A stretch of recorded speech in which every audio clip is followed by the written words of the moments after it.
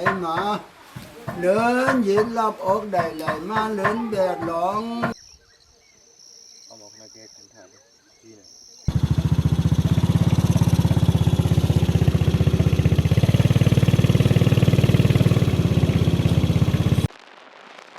ရိုစီအားလုံးပဲမင်္ဂလာပါကျွန်တော်ရဲ့နိုင် YouTube channel ကိုစောင့်ကြည့်နေတဲ့ပရိသတ်တွေကိုဒီတစ်ခေါက်မှာတော့လာရှုမြို့နယ်ရဲ့အစွန်ဆုံးရွာတရာကိုကျွန်တော်တို့ခေါ်သွားပေးမှာဖြစ်ပါတယ်ဒီရွာတော့ဒါလာရှုမြို့နယ်အစွန်ဆုံးရွာဆိုပေမဲ့လည်းဒါအစိုးရစည်ရင်မှာတော့တန်ရန်မြို့နယ်ဆိုပြီးတော့စည်ရင်ပေါက်တာပေါ့နော်ဒါနဲ့လာရှုနယ်နဲ့တန်ရန်နယ်အဆက်လို့ပြောလို့ရပါတော့မိုးရည်ဖြစ်တဲ့အတွက်လမ်းမဆက်တရတော့ထုံးစံတိုင်းပါပဲတော်တော်လေးခက်ခဲကြမ်းတမ်းနေပေါ့နော်တာမန်ချိန်ဆိုရင်ဒါ3နိုင်4နိုင်ရောက်ရမယ်ခီးကိုကျွန်တော်တို့ကတော့တရက်လုံးတွားရတယ်ပေါ့နော်ဒီနေ့မှမနေ့ချောင်းရှိတယ်เนี่ยဒီပဲရမယ်ဆိုတော့ဒီမှာကြည်နေတဲ့လူတွေကိုအကြံပြုချင်တာကတောင်ပေါ်ရွာမှာနေမယ်ဆိုရင်ဒီလိုစီးဆိုင်ဆိုင်ကလုံးဝမဝယ်ပါနဲ့လို့မြို့မှာစီးလို့ကောင်းတော့ဒါတောထဲမှာတော်တိုင်ပတ်တယ်ပေါ့နော်အဲရှိကဘာမှာရွှွန့်နေပိတ်တယ်နောက်မှလည်းချိန်ပတ်လို့မရဘူးเนาะဆိုတော့ဒီခီးစင်နဲ့လုံးဝကိုအစင်မပြေပါဘူးလို့ဒါတောင်ပေါ်သားတွေနေတဲ့လူတိုင်းကတော့ဒီကိစ္စတော့တိကျတယ်ပေါ့နော်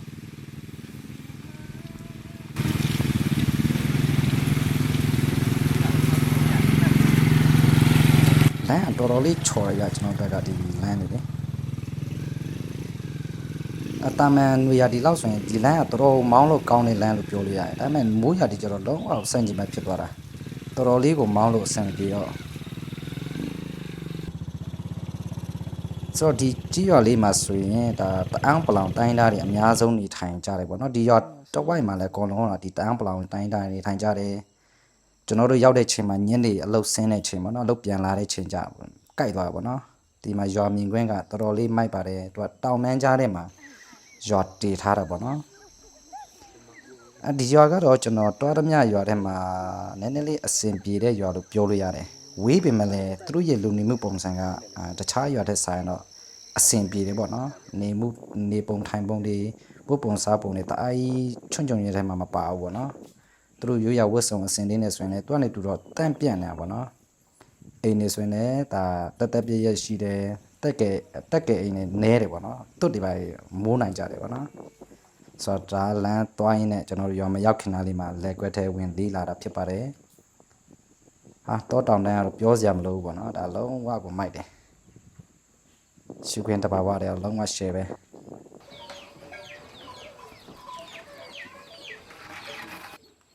ဆိုတော့ကျွန်တော်တို့ရွာထဲရောက်ပါပြီ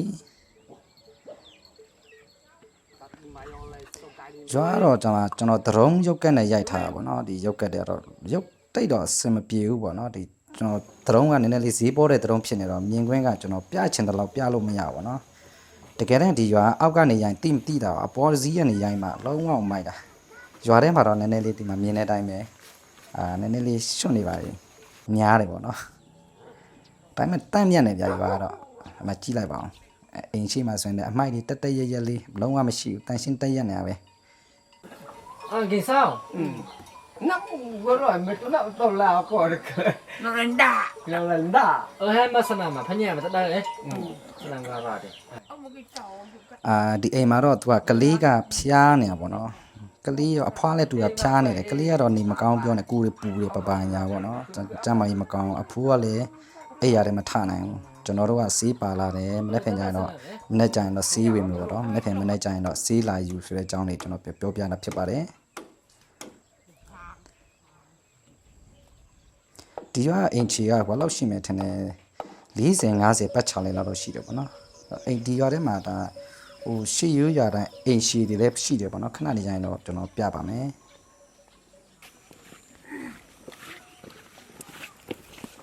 ကလေးတွေတော့နေရာတိုင်းမှာပဲဒါကတော့သူတို့ကလေးတွေဆိုရင်ဒါအလုပ်တွေလုပ်ကြရတာပေါ့နော်ကျွန်တော်တို့လိုဒီဘက် data ကလေးတွေအချိန်ပြည့်စုံနေပါမှမရှိဘူးဒီဘက်ကလေးတွေအချိန်ပြည့်ဆိုရင်အားမယ်ဆိုရင်တော့အလုပ်လုပ်မယ်စံထောင်းမယ်ရေခတ်မယ်အကျွဲကြောင်းမယ်ဒါတွေနဲ့ပဲနဗန်းလုံးကြတာများတယ်ပေါ့နော်စာတင်ကြောင်းရှိပြီမဲ့လည်းကျွန်တော်တို့သွားတဲ့ချိန်ကဒါစာတင်ကြောင်းဖွင့်တဲ့အချိန်နဲ့ကိုင်းမဖွင့်တဲ့အချိန်နဲ့ကိုင်းနေတာပေါ့နော် hậu được lẩu cái cầu hậu được lẩu hậu được lẩu cả mà rút ra cái sừng cái bờ hậu cầu ကျွန်တော်တော့နည်းနည်းဆက်စုတဲ့ထဲမှာပါတယ်ရွာထဲမှာရောက်ရင်တော့မနေနိုင်ဘူးပေါ့နော်ချက်ချင်းကင်မရာပဲချပစ္စည်းရချကင်မရာတစ်လုံးလေးနဲ့ရွာထဲလိုက်ပတ်ပြီးတော့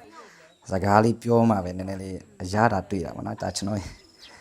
လည်းစကားပေါက်တာဒီဘက်ကစကားပြောရတာအဆင်ပြေတော့ကျွန်တော်တော်ယုံအိမ်ထဲမှာမအောင်တာများတယ်ဟိုအိမ်လိုက်လေဒီအိမ်လိုက်လေနေပေါ့နော်ဒါလည်းဒီမှာ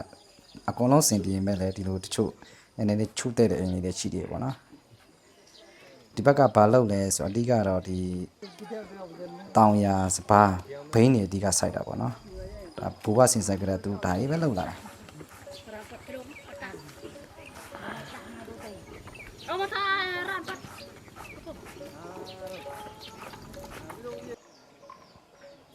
ဒါကြတော့ဒါရိုးရာအိမ်နှန်းရှည်ပေါ့နော်ဒီရွာမှာဒီလိုအိမ်နှန်းရှည်က3-4အိမ်လောက်ရှိတယ်ဒီအိမ်ထဲမှာကဟိုလောက်ရှိမယ်အင်ချီပေါင်း15အိမ်လောက်ရှိတယ်နော်အထင်မှာဆိုတော့ဒါကျွန်တော်တို့အိတ်တဲ့အိမ်ရဲ့အဖိုးပေါ့နော်မနက်ခင်းမှာဖျားထားရှိခိုးတာဖြစ်ပါတယ်သူရှိခိုးနေတဲ့ဖျားစာကကျွန်တော်တို့ယွန်းစာပေါ့နော်ယွန်းပလောင်လို့တော့မဟုတ်ဘူးဒါပေမဲ့ယွန်းနဲ့ပလောင်နဲ့ကိုတော့ရောဆက်ထားတဲ့ဖျားစာပေါ့နော်ကျွန်တော်ရွာဘက်နဲ့နဲ့ဆင်နေတာတော်ရဒုဗန္ဒာမေဘာနမနာယရယသမနာနမနာယောမေနာဆိုတော့ဒါထုံးစံတိုင်းပဲမနေ့ခင်ရောက်ပြီဆိုရင်ဆိုင်လေးထောင်းကြမယ်ဒါတော့ဒီဘက်ရွာရဲ့ဒါထုံးစံဖြစ်နေတာကျွန်တော် channel ကိုအမြဲတမ်းကြည့်တယ်လို့ဆိုတာမပါဖြစ်မှာပေါ့နော်ဒါကတော့အမြဲတမ်းမနေ့ခင်ရောက်ဆိုဆိုင်ထောင်းမယ်ဆိုတာလေးကရုပ်ကက်ကပါဖို့ပါရမယ်ဆိုတဲ့အနေထားမျိုးဖြစ်နေတာပေါ့နော်ကျွန်တော် channel ရဲ့ဒါအမှတ်အသားတစ်ခုလိုဖြစ်နေတာပေါ့နော်ဆိုတော့ကျွန်တော်ဆိုရင်ဒီမှာညမနက်4 နာရီလောက်ဆိုရင်အိတ်လို့မရတော့အိမ်တိုင်းပဲဒါလို့ဆိုတော့အတန်နဲ့ဆူမြန်တယ်ဘလုံးဘလန်းဒုံဒန်းဆိုတော့ကျွန်တော်တော်ရုံအိတ်မရတော့အဲ့ဒါဘာလဲလို့လဲဆိုတော့ကင်မရာထမ်းနေလိုက်ပြီးတော့မှတ်တမ်းတွေယူတာပေါ့နော်အဲ့ဒါလည်း feeling တစ်မျိုးပြကျွန်တော်မနက်ခင်းလေကောင်းလေးတန်ကြဒီဘက် data လုံးဝရှယ်မိုက်တယ်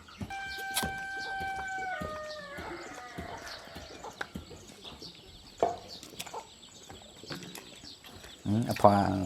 ရေတော့ခက်တာကြည့်ရှုကြည့်လိုက်အောင်ຢာထဲမှာတန်ရှင်းတက်ရက်နေ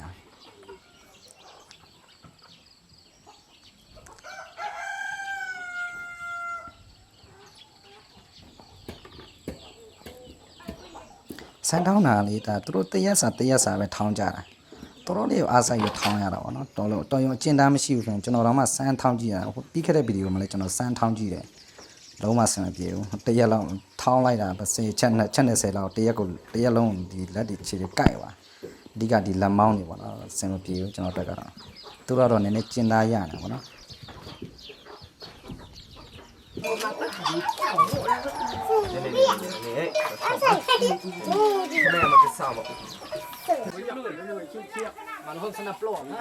မနေ့ခင်ရောက်တော့ကျွန်တော်တို့စီးရီဝေးပေးတယ်ပေါ့နော်စီးရီဆိုတဲ့နေရာမှာကျွန်တော်ကတော့ဒီစီးနဲ့ပတ်သက်ပြီးတိတ်မကျွမ်းကျင်ပေါ့နော်ဆိုတော့အလူရှင်တွေထည့်လာပေးတယ်ဘာစီဘာယောဂတွေဖြစ်နိုင်လဲဆိုတော့ကျွန်တော်အလူရှင်တွေပြောပြတယ်အလူရှင်တွေကတော့စီးတွေထည့်လာပေးတယ်ပေးတာတစ်ချိန်မှာကျွန်တော်ကဆရာဝန်မတွေဒီ next month ရောတီးတဲ့လူတွေဒီစီးကြောင်းနဲ့ပတ်သက်တီးတဲ့လူတွေပြန်မေးကြည့်တယ်ဘယ်လိုမျိုးဖြစ်ဘယ်လိုမျိုးပေးတင်တယ်နည်းနည်းပါကျွန်တော်လည်းဘူးတိုင်းပါဝက်မှတ်သွားတယ်ပေါ့ဗျာအဲ့မှာရောက်တော့သူတို့ပါဖြစ်တယ်ဆိုတာကန့်ညီနိုင်တဲ့စီးတွေပေးရတယ်ပေါ့နော်အများကြီးလည်းမပေးရဘူးဟိုတန်စီးလုံးပေးကွန်ပေးလိုက်တဲ့စီးနဲ့သူတို့ယောဂမကိုက်မှလည်းကြောက်ရတယ်ပေါ့နော်အထူးသဖြင့်ကျွန်တော်ကမြန်မာစီးတွေယူသွားတာများတယ်ဗမာစီးတွေအဲ့ဆိုဗမာစီးတော့တိတ်ပြဿနာမရှိဘူးပေါ့နော်နောက်တစ်ခုကအဖိုးဖွားတွေအတွက်ကိုအားစီးပေါ့နော်အားစီးတွေယူသွားပေးတယ်ဒီမှာကသူတို့ကအဲ့လိုမျိုးအားစီးတွေအများကြီးလိုအပ်တယ်ဘာဖြစ်လဲဆိုတော့သူတို့ဒီဟိုအလုတ်ကျန်းနဲ့တအားလုံးလို့ပေါ့နော်အလုတ်ကျန်းနဲ့တအားလုံးလို့ညောင်းညာကြိုက်ခဲတဲ့ဟာတွေဆိုရင်တော့ရောက်တိုင်းကိုစီအဲ့လိုမျိုးအသက်နည်းနည်းရတယ်ဆိုရင်ရောက်တိုင်းဖြစ်ကြတာအဲကြောင့်ကျွန်တော်ဒီခီးစင်မှာအားစီးကိုမဖြစ်မနေအများကြီးပါပါနော်အပန်တာบุกดูวิโอตอนเกไว้ดูไม่หูไม่จ่านุ้งบ่ายโอ้กับบ่อรากดูวิโยได้สาวต้องกินมันดูวิไม่ยอมมาการไปปีแบนด่าเอามาเคยไปทุกแบบตอกกับเจนี่ไม่ยอมบากาซีกิจเปิดไว้โซกห้าบ่อมังปลอกจริงป่าตีบ่อกระกิจเปิดบ่อมักโซกด้วยกันนำกะละกิจี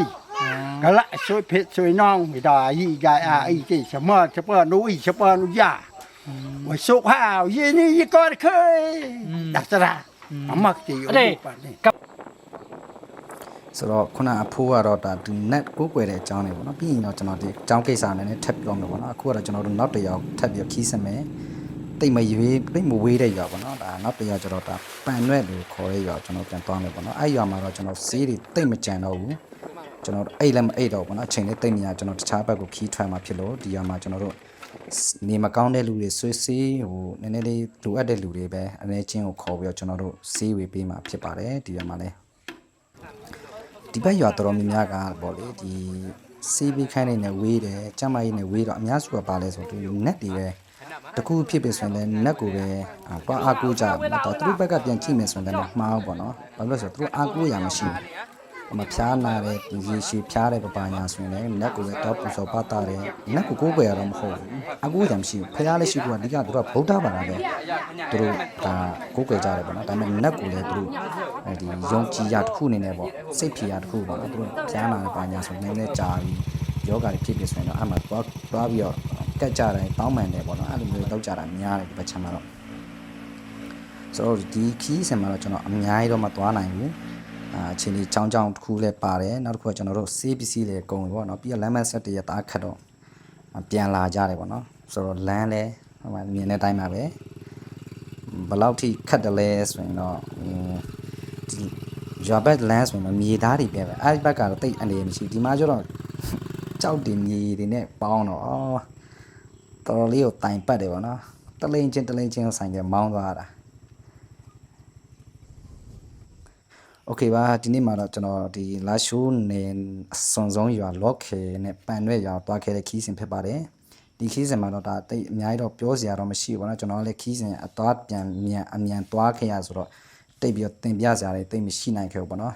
ဆိုတော့နောက်ဗီဒီယိုမှာနောက်စိတ်ဝင်စားစရာအကြောင်းတွေနဲ့နောက်ခီးစဉ်တွေမှာကျွန်တော်ထပ်မံပြီးတော့ပရိသတ်တွေကိုစိတ်ဝင်စားစရာအကြောင်းအရာတွေနဲ့ပြန်လာမှာဖြစ်ပါတယ်ကျွန်တော်ရဲ့ YouTube channel ကိုလည်း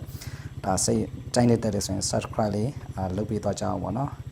အကုန်လုံးကျေးဇူးတင်ပါတယ်ဗျဘိုင်ဘိုင်ပါ